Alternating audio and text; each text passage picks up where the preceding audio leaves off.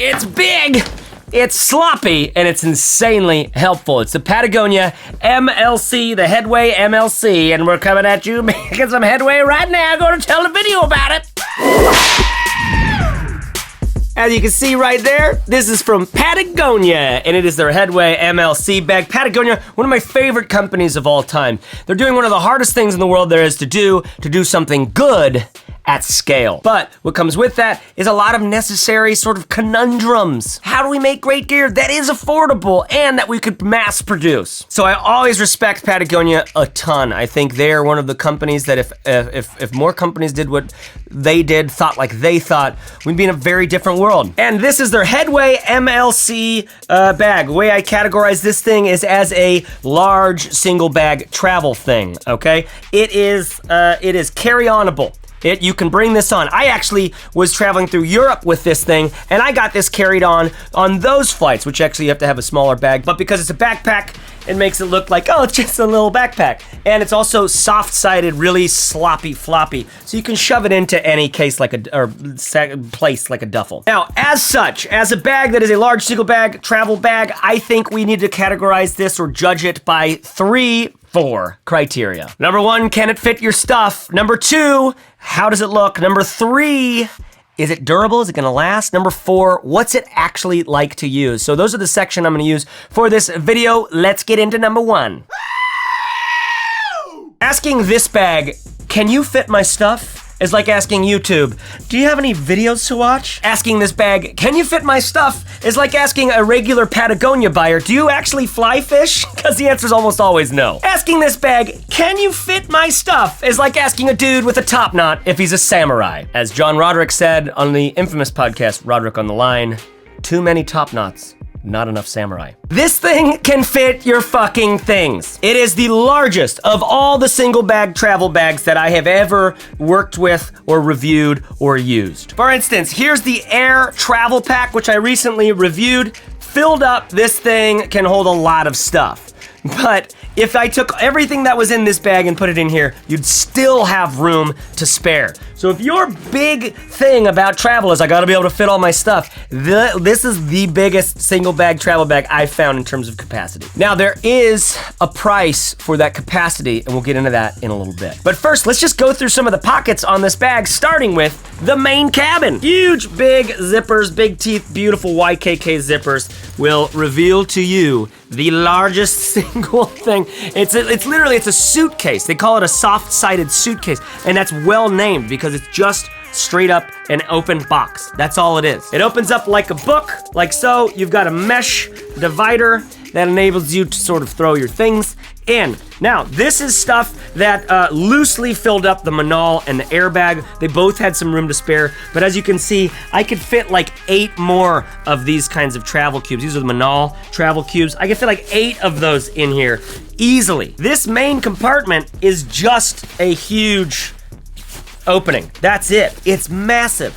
It's huge. If you are worried about fitting stuff in this bag for your month of travel, you're not traveling right. This thing can fit it all. I mentioned before in some of my other videos, my views and philosophies on travel, single bag travel being effectively the only way you should be traveling because it changes everything about travel. Single bag, carry-onable travel. This thing is for your lady who has all those shoes she wants to bring. This thing is most way to a gear bag, like if you have technical like camera things to bring. That's what I did when I traveled around Europe for 3 weeks with my wife. We were planning on making this longer movie while we were there, so I brought 2 cameras, I brought a bunch of equipment, lights and things like that, as well as my clothes for that trip in this bag. So that's the main compartment. Massive. Echo. Yeah, like, can you put an echo on there? Massive.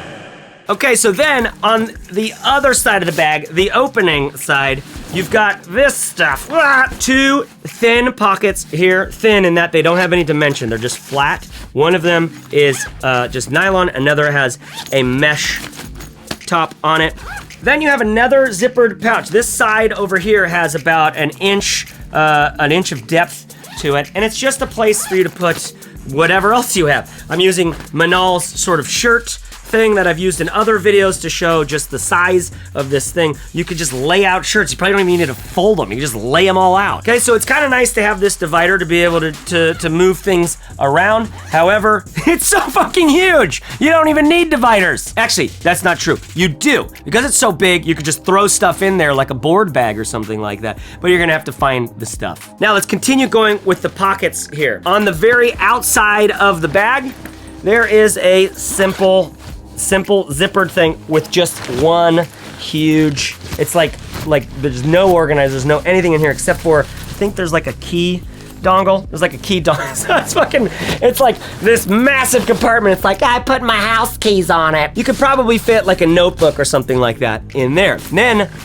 behind that pocket, in between this pocket and the main compartment, is this sort of main technical organizer spot. Now, I throw a notebook in here maybe.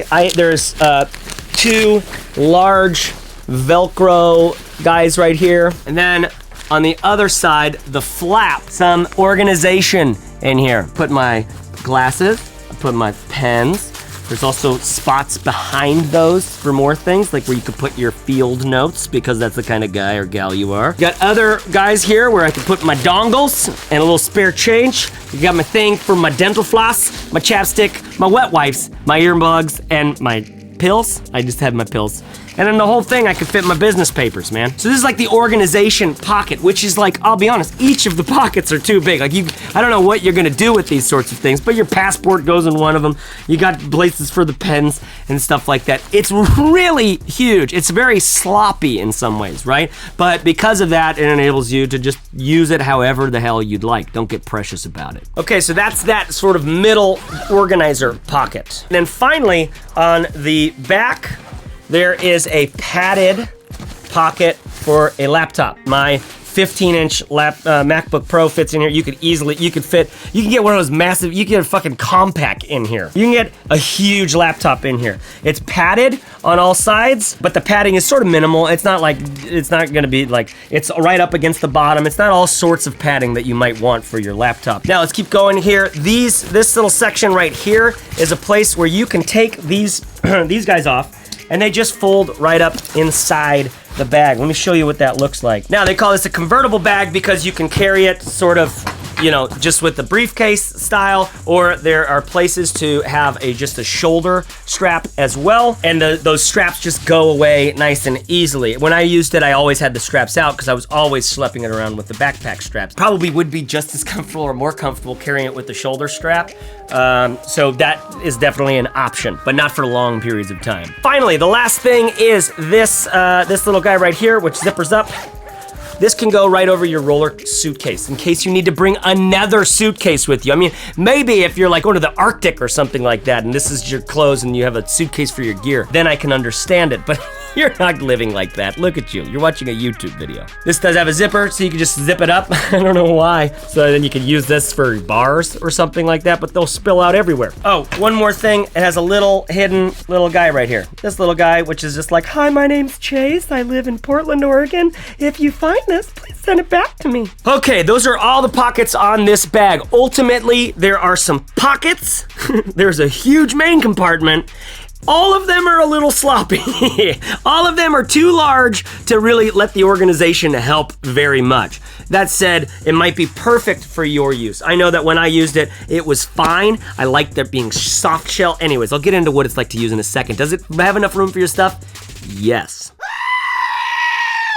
Okay, how does it look? There's something I really like about this. I mean, namely, I like the Patagonia brand, even though it's very popular and a lot of people who are into it aren't necessarily the kind of people who are the original Patagonia type people. I love this brand, I love what it represents, love that everything that they sell has a lifetime warranty. And I just like this like 70s look that they still have these colors in there. I think it's awesome. So first and foremost, it's a Patagonia bag and I think that says something about you, but it's also very kind of minimal on the outside. It's very sleek, it's very big, it's large, it's huge, it's massive. So you got that going for you.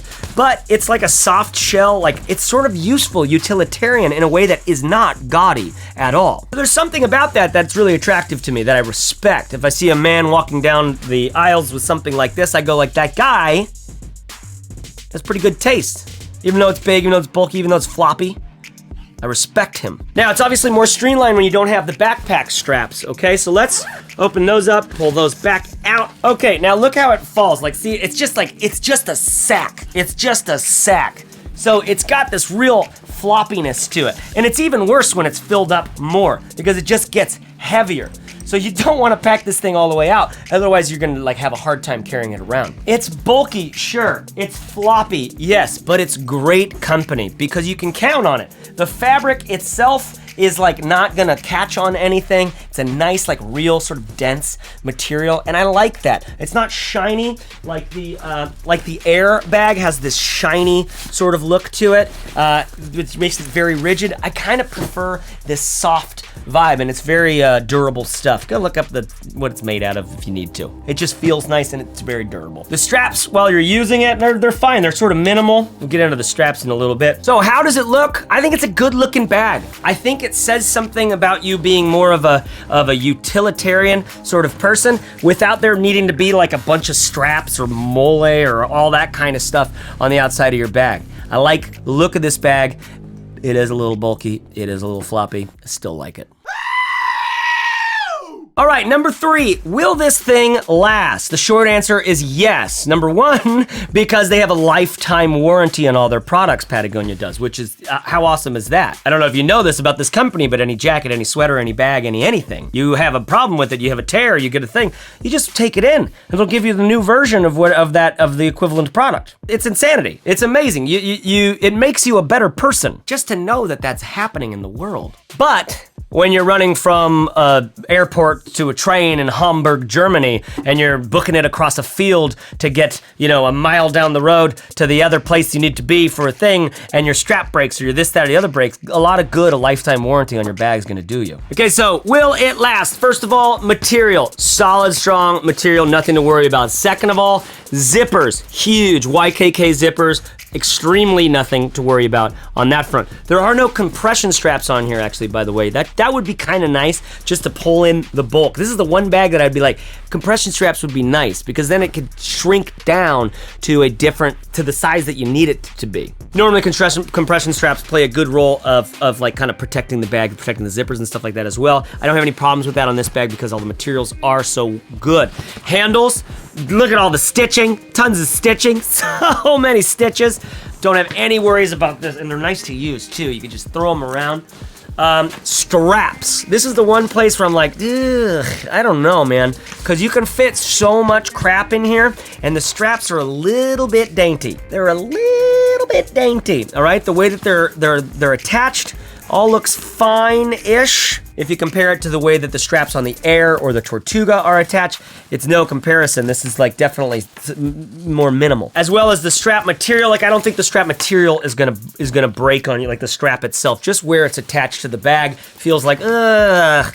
But you'd start to see that wear before it would break, probably. I think it wouldn't break like all in one, but maybe. I don't know if you're packing rocks. So will this sucker last? Yes, I think it will last on your trip. And also, if there's ever any issues, you've got the lifetime warranty from Patagonia. Now, what is it like to use? Have I mentioned the word floppy yet? It's floppy to use. When you pack it out, it's still sort of soft and floppy in some ways. If I travel with it ever again, I hope to God I wouldn't pack it out. Because not only is it floppy, it's heavy.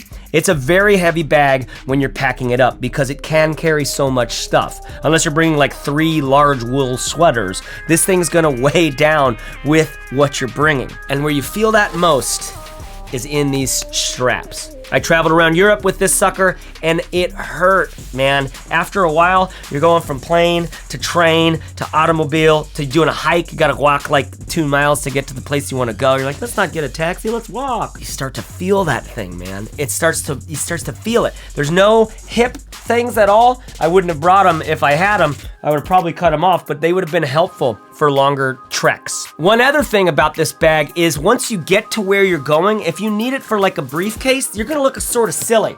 When you pull the clothes out of this thing and you just have your computer in the back and your pens in the front.